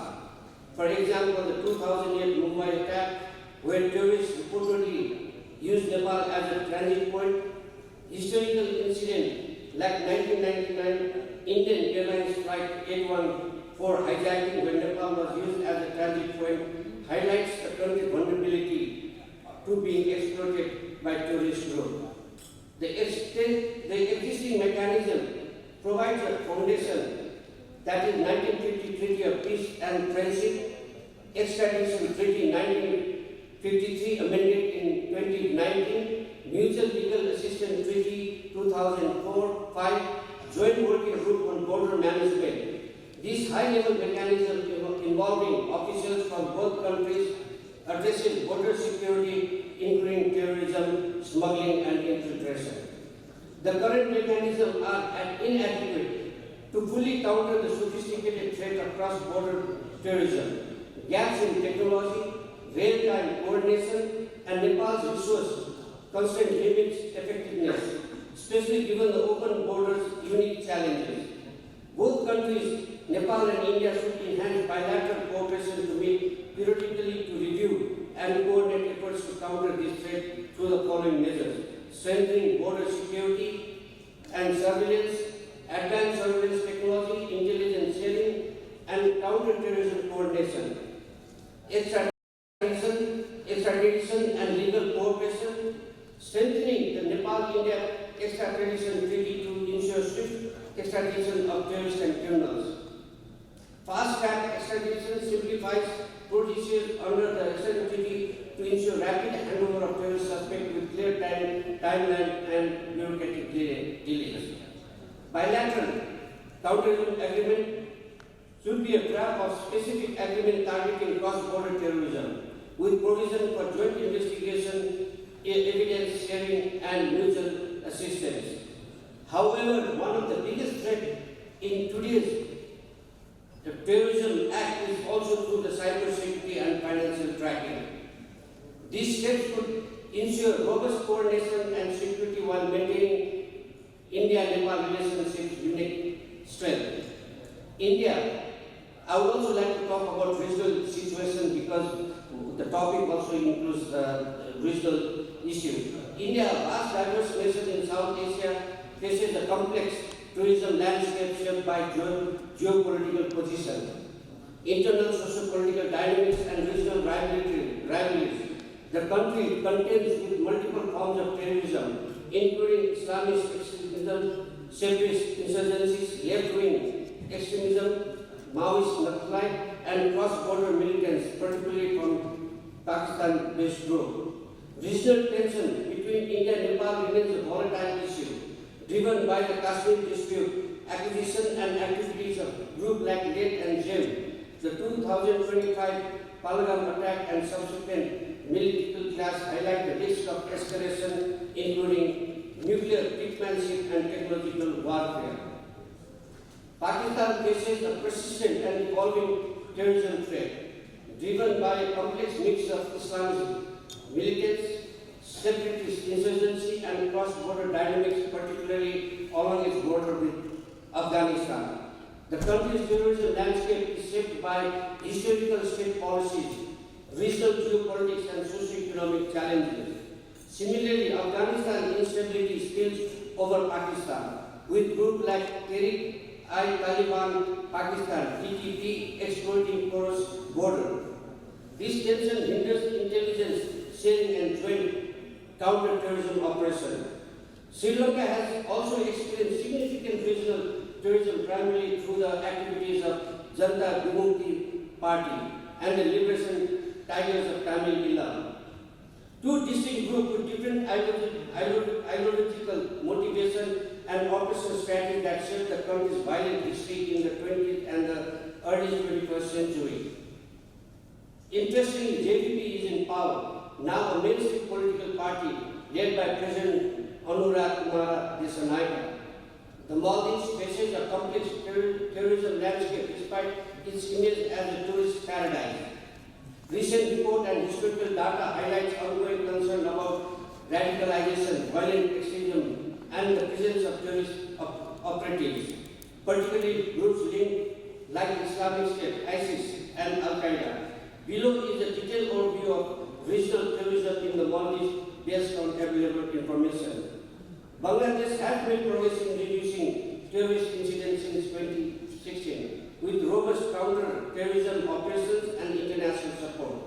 However, political instability, radicalization, risk, and alleged release of extremists in 2024 poses ongoing challenges. Terrorism in South Asia manifests in various forms, including religion, extremism, separatist insurgencies, and state-owned militants. Key groups include Taliban, Lashkar-e-Taiba, Jaish-e-Mohammed, and the recent attack reportedly targeted Hindu tourists. This attack, which occurred in April 22, 2025 in Baisaran Valley near Palgan, killed 26 people, including one Nepali national, and was attributed to the Pakistan-based Lashkar-e-Taiba offshoot, the Resistance Front. Nepal's swift response reflects its consistent stance against terrorism. The Nepal government condemned the terrorist attack in Palgan, Jammu and Kashmir on 23, 2025, particularly in the light of the loss of a Nepali citizen. According to Global Terrorism Index 2024, Afghanistan remains the epicenter of terrorism, with 1426 incidents in 2023, while Pakistan and India also ranks among the top 10 global terrorism-related deaths. The region's diversity, ethnic, religion, and linguistic fuels differences that terrorist group exploits, such as state sponsors and cross-border tension, borders and transitional network, socio-economic circumstances, poverty, unemployment, and lack of education, weak governance, non-delivery, and corruption contributes a lot to terrorism as well. And also on ideological extremism and online radicalization. The rise of digital platforms has simplified extremism propaganda. Groups like ISIS use social media to recruit and radicalize youth across South Asia. The lack of regional consensus on regulating online content complicates efforts to stop this trend. The Taliban return to power in 2021 has emboldened groups like ISIS Khorasan, which conducted 184 attacks in 2023. The absence of unified counter-terrorism strategy and limited international engagement activates the threat with ripple effects around the region. Strategies of mitigation regional framework. BIMSTEC counter-terrorism cooperation, Nepal and India participated in the Bay of Bengal initiative for multi-sector technical and economic cooperation, which has a counter-terrorism and traditional crime working group to address security measures. In South Asia, we are embarked on a new journey vis-à-vis BIMSTEC, and this multilateral forum provides Nepal with a unique opportunity to access and prioritize counter-terrorism, including joint task force and intelligence sharing. A regional counter-terrorism framework model on ASEAN approach could enhance coordination to fight the region. Every country has a unique foreign policy perspective, and Nepal has its own with regard to shaping its destiny. For long, Nepal's quest for economic development has been hindered by regional terrorism. Violence in South Asia economic advancement has also taken a hit due to violence persecution.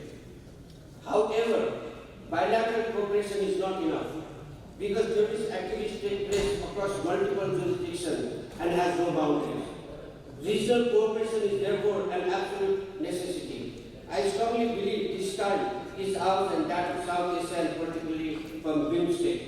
With regional counter effort, it will be easier for India to push for adoption of global terrorism treaty, the Comprehensive Convention on Terrorism, International Terrorism, with the 4th BIMSTEC Summit held in 31st August 2018 managed to achieve what SAR couldn't. The lower house of Nepal's parliament, legislative parliament, on 21st August 2018 endorsed and tabled proposal of BIMSTEC convention focusing on key security issues as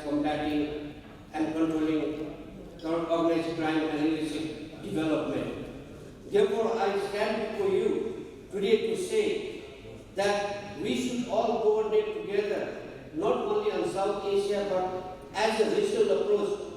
Because the regional approach is where we have to have a platform to find peace, because peace can only be achieved through more of regional support and look forward to a better future for all of us. With having said this, I would like to thank the organizer for giving me this opportunity, and Dr. Jaiswal, who's been kind to have me here. Thank you very much. And namaste.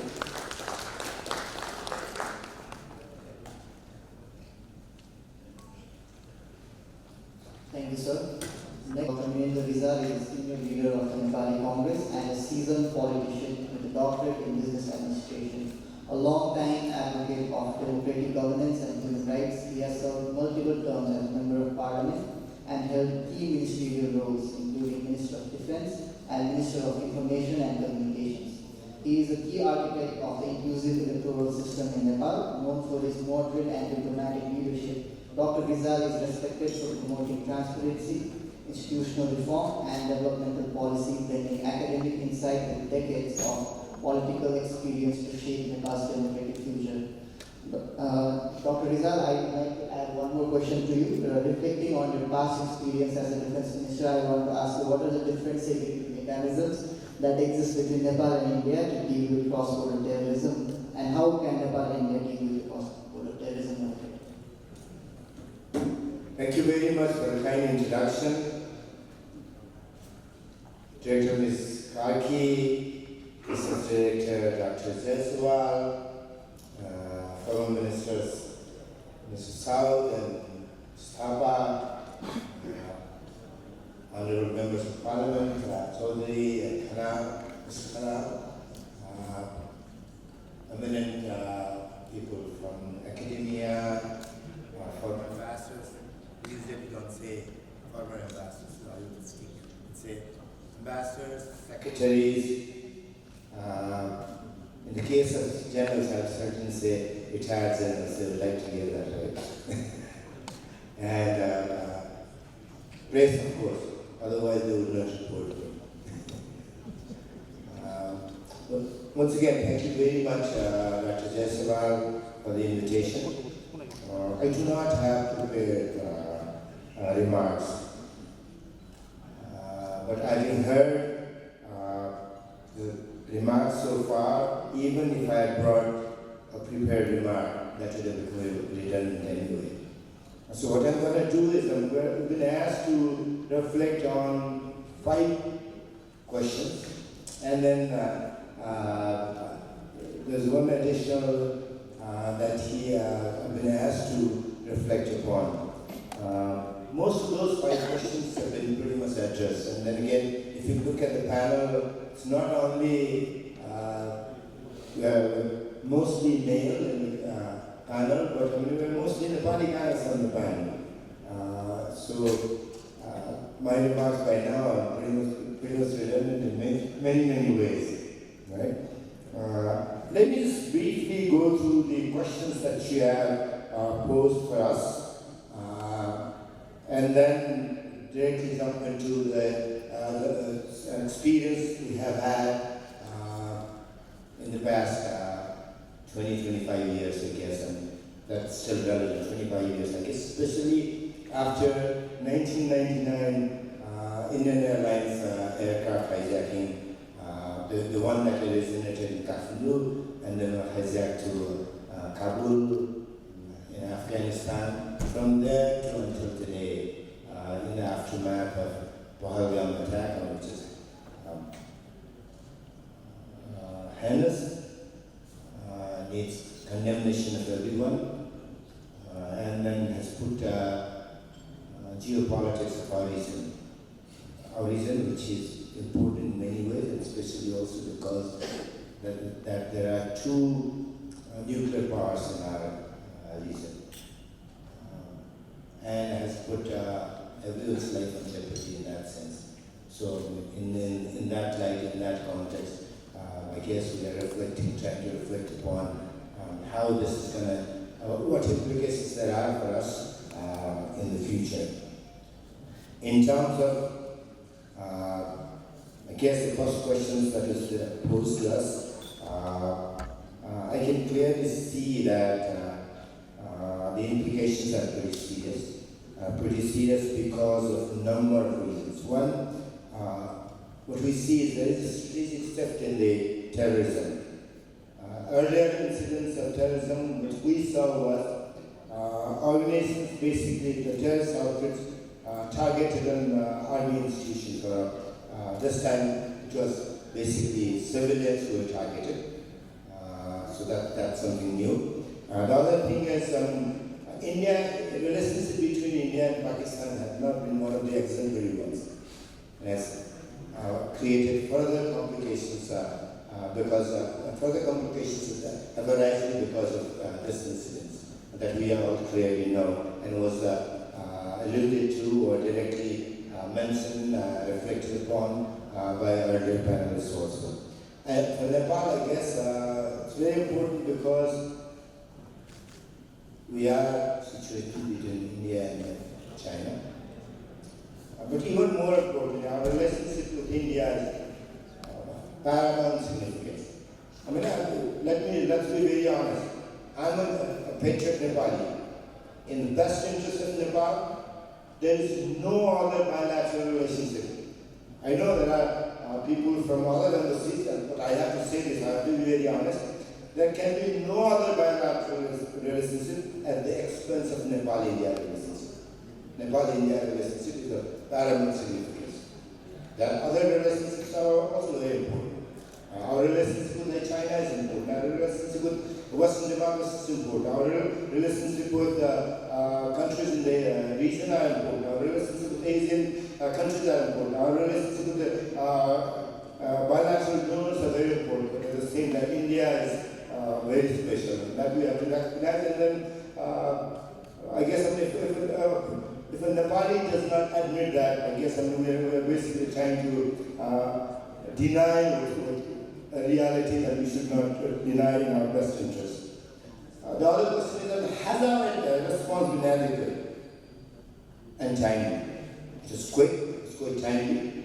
On adequacy, I mean, there are two points of view. One, yes, it was adequate for Nepal, which is because of its geopolitics, because of Nepal's non-aligned nature, and because of its neutrality, and also not getting dragged into many other things that exist there. I don't need to explicitly point those out. But the other point of view is, because Nepal is vulnerable, because Nepal shares open and porous in many ways, border with India, maybe we should have been a little more assertive in our response, and then we probably should have been a little more reflective on our response. There are 2 points of view. I'm going to come back to that also. Yeah, and what could be done on bilateral cooperation mechanisms that exist? So of course, we do intelligence sharing, and more needs to be done. And then again, we cannot really claim on reciprocity in bilateral intelligence sharing with India and with China. Let's have sense of proportions also. Right? And then, as far as terrorism is concerned, as far as our region is concerned, as far as how we can help each other, certainly sharing intelligence information is going to be very important. And joint border security operations are there, always been there, we need to strengthen them. But there are many others from the security sector who will be speaking later today. They are experts in that area, so they can reflect upon it, and their points of view are more important, and then they can dwell on those topics in a greater detail, and then can bring to bear upon what can be done to improve that. And then, of course, capacity building needs to be done, as was pointed out by earlier speakers also. Nepal, certainly, we lack capacity in these areas. So now capacity has to increase with the capacity that we have today. We probably would be, at some point of time, find ourselves in a situation where would clearly recognize, and then others will also point out that Nepal did not do as much as it should have been, and that's going to put us in a very difficult situation. And then again, I mean, the biggest problem that we are facing, there could be spillovers of what has happened. I'll come back to this one, and Nepal's vulnerable, and I've pointed that out. And then again, our trade and tourism probably will be impacted, and there are mechanisms, existing mechanisms, and the one that could be improved upon. But with that, I would like to now move on how I can reflect upon my personal experience, Nepal's experience. If you ask any Nepali today, right, where we stand, and if you think of Nepal's map in the region, and then again, definition of region seems to have changed over the last 25 years. If we take us back, if we all take ourselves back to 1999, before the hijacking, right? And then, until then, SARC had some existence. But then after SARC has not existed as an effective mechanism. And Minister Saab pointed out earlier that since the last SARC summit, it's been more than 11 years there has been no SARC summit. And that says it all. Now compare our political map of the region and compare that with the ecological map. When we look at ecology, 8 river systems. 8 river systems bounce from Pakistan to Afghanistan to 3 or 4 3 river systems on the west, and then 5 river systems in the east, India, Bangladesh, and other countries in the eastern side. But if we look at political map as it exists today, I'm not talking about the map that you can find in the atlas. From our consideration, I don't know where Pakistan is. Is that Pakistan's better? I do not know. But has Pakistan lost anything? I can say that yes, it has. From SARC, we've become the emphasis now is on sub-region. Sub-regional cooperation, BBIN, and then even beyond sub-region to other regions also in Southeast Asia. If I were a Pakistani, I'm sure there are people in the audience from the embassy. If I were a Pakistani, I'm not trying to give any advice. Has our region not suffered? And if we do not admit our region has not suffered, has suffered, then we'll be fools not to admit it. We'll be fools not to admit it. Let's just go back to reflect upon the SARC summit. 1999, in the aftermath of the hijacking, we had to wait for 3 years to hold SARC meeting. Scheduled for 1999 itself has to wait until 2002. And then 2002 also, I remember that because I was a member of the National Planning Commission then. And then until then, how Parvez, Mr. Pakistan's president, arrived in Nepal for the conference, how quickly he left, and then the whole environment will, Indian Prime Minister and the Pakistani president, will they shake hands, and how will they present themselves in the podium. And then, did that do us any good? Us meaning not just Nepalis. Did that do any good as SARC citizens? No, it did not. Now, move on to 2008, Mumbai attack. Did that do any good to the region? No, it has not. No, it has not. So either we have to think that we are not SARC, really. SARC as a concept exists there, but in papers only. It's not a lively concept. slightly an organic concept. Or if you want to be a part of the entire SARC and then want to activate SARC, and that activating SARC is the interest of Nepal, is the interest of all the countries in the region. If we want to do that, something drastic has to be done. Something drastic has to be done in the region. Especially something drastic has to happen between India and Pakistan.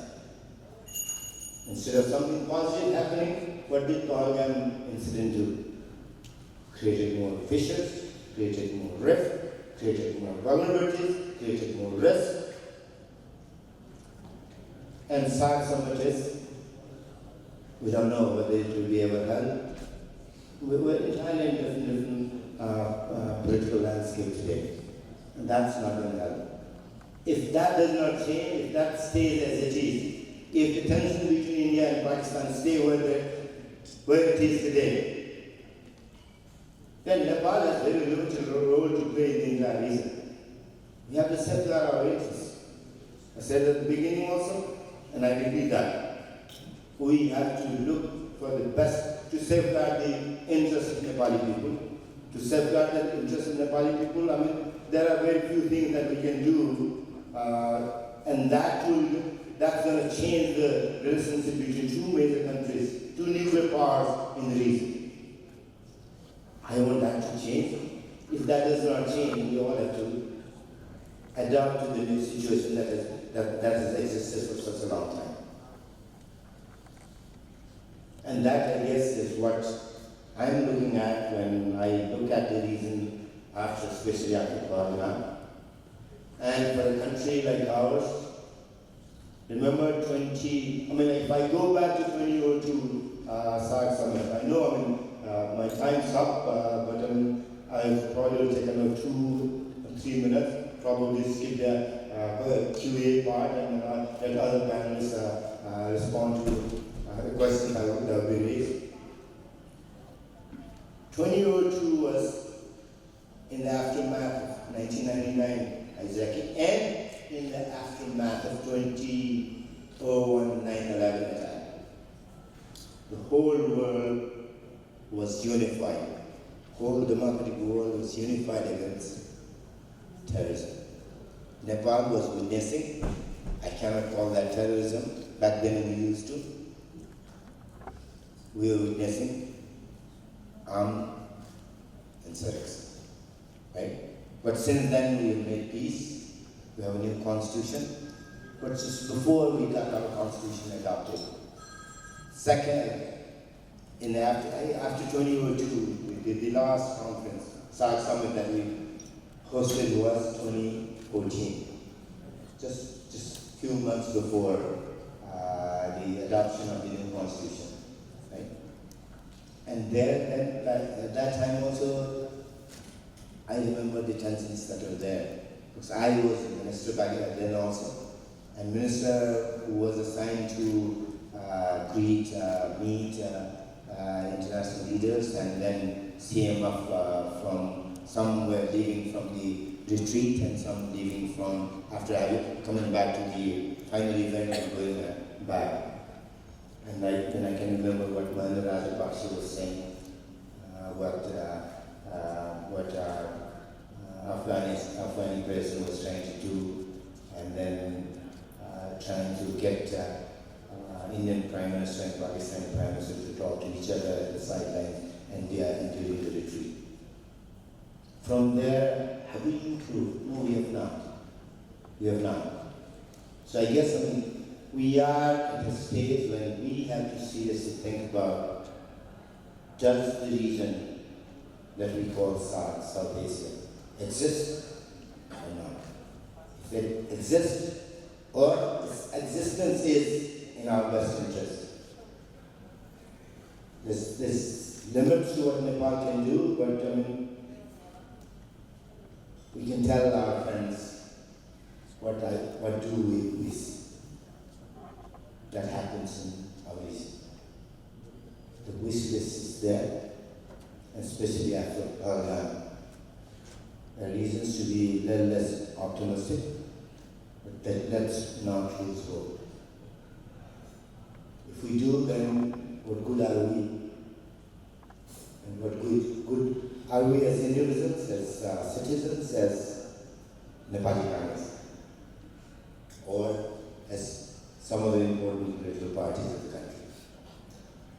So I don't want to be a pessimist. I want to remain an optimist. But there's more others can do than we. But we will also be a part of the process of something positive moves forward. Once again, thank you very much for having me on the panel.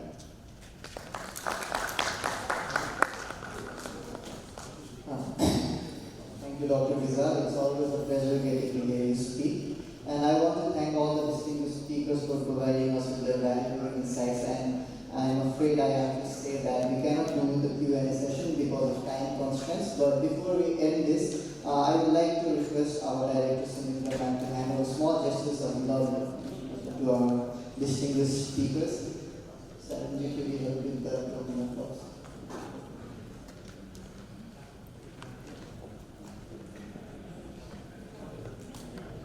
Dr. Mian Riza.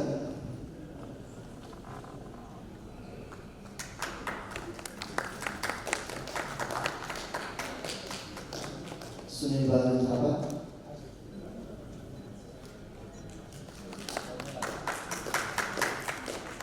Honorable MP South.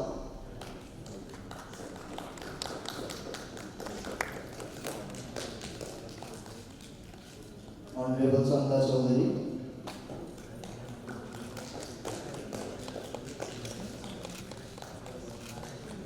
Honorable Sishir Khanna.